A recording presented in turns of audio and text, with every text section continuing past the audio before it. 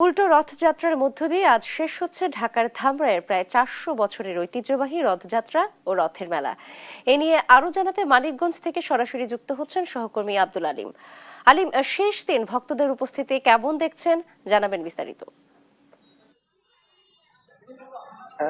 নাবিলা, ঢাকার ধামরাইয়ের এই ঐতিহ্যবাহী যে রথ এবং রথের যাত্রা সেটি প্রায় পুরনো 400 বছরের ঐতিহ্য ধরে রেখেছে। তো এই রথযাত্রাটি শুরু হয়েছিল গত 16 জুলাই বিকেল 5টার দিকে রশি টেনে এই রথযাত্রা টেনে উদ্বোধন করা হয়। তো এরপর যে এই রথের যাত্রা উপলক্ষে যে ভক্তবৃন্দরা সেটা তারা কিন্তু তাই এই এক সপ্তাহ ধরেই কিন্তু তারা এখানে যাওয়া আসা করছেন। তো একেই যে এখানে যে চিনি কলা, যাকে বাংলা ভাষায় বদনা কলা বলা হয়, এই কলা দিয়ে কিন্তু তারা প্রসাদ হিসেবে এখানে ব্যবহার করছে। তো আমরা এই যেটুকু জানতে পেরেছি যে এই বাংলায় 1007 সাল থেকে এই রথযাত্রা এবং এই রথের মেলা উদযাপিত হয়ে আসছে। তো আমরা যে এই যশোমাধবের যে রথযাত্রায় এবং যে রথের মেলাটি আমরা যে কমিটি যে রয়েছে সেই কমিটির পক্ষ থেকে জানানো হয়েছে যে এই রথযাত্রাটি দেশের বাংলাদেশের সর্ববৃহৎ রথযাত্রাটি যাত্রা হয় এবং এই রথযাত্রা যেটি তৈরি করা হয়েছে প্রায় 60 ফুট উঁচু এবং যে 60 ফুট উঁচু এবং যে পাশে প্রায় 25 ফিটের একটি রথযাত্রা।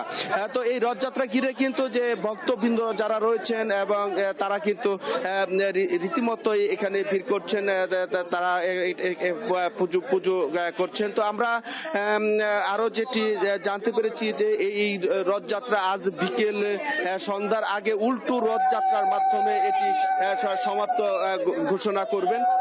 তো আমরা একজন কথা বলবো স্বেচ্ছাসেবী একজন রয়েছেন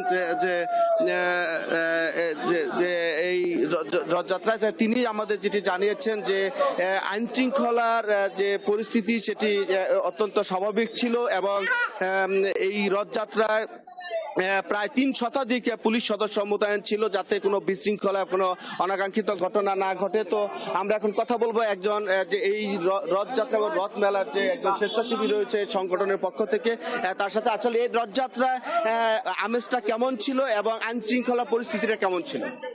বর্তমানে এই রথযাত্রায় প্রায় অনেক শতাধিক হাজার লক্ষাধিক মানুষ এখানে আসে, আর এই মানুষের ভিতরে অনেকে আছে বিশৃঙ্খলা যাতে না করতে পারে সেই দিক থেকে প্রশাসন আমাদের অনেক দায়িত্ব দিছে এবং আমাদের পাশাপাশি অনেক সিভিল সার্ভিসের লোক থাকে, এরপর পুলিশ মোতায়েন থাকে, আর অনেকেই এখানে উপস্থিত থাকে যাতে কোনো ধরনের বিশৃঙ্খলা সৃষ্টি না হতে পারে। ভক্তবৃন্দ কেমন উপস্থিত ছিল?